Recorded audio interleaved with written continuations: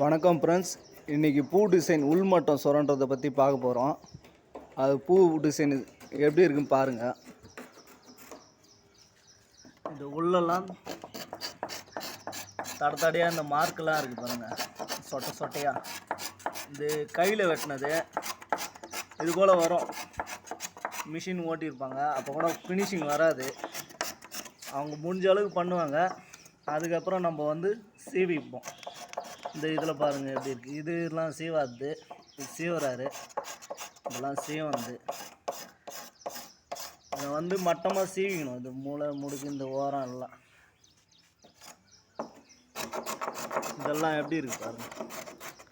இதை வந்து இந்த நீட்டில் தான் சீவணும். இந்த மரம் வாட்டு இந்த நிறைய வாட்டம் தான் சீவணும்.